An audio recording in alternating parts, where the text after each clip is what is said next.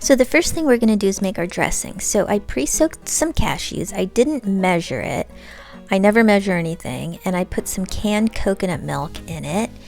We're going to use some taco seasoning. And again, I don't measure. That's just the way I roll.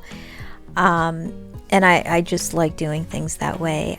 Fresh lime juice, fresh cilantro, and some garlic powder, and some sea salt. And that's pretty much it for the dressing. And the more cashews you add, the thicker and creamier it's going to be. And the more coconut milk, I mean, it's still going to be creamy, but it might be thinner. So it really depends on how you prefer it. If you want to use it like a dip, it might be better to be thicker.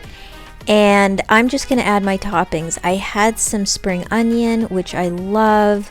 So I'm going to add that, but feel free to use red onion, white onion, or no onion. You could use bell pepper, tomato. It really depends on what you have and what you love. And here is my Farm Fresh to You romaine. So I'm just going to cut that into smaller pieces.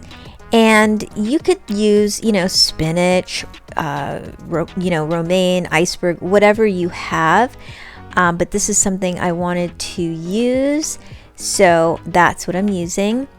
But feel free to modify any of these recipes as you wish and depending on what you have. So here's my Persian cucumber, which just goes with anything. And lately I've been removing the skin just because. And then I had some canned corn. Usually I use raw corn on the cob. And then I also used kidney beans, and those are canned, so they're not, soaked and boiled. But yeah, I love the combination of kidney beans and corn. I've loved it for so long. And now I'm just adding my dressing.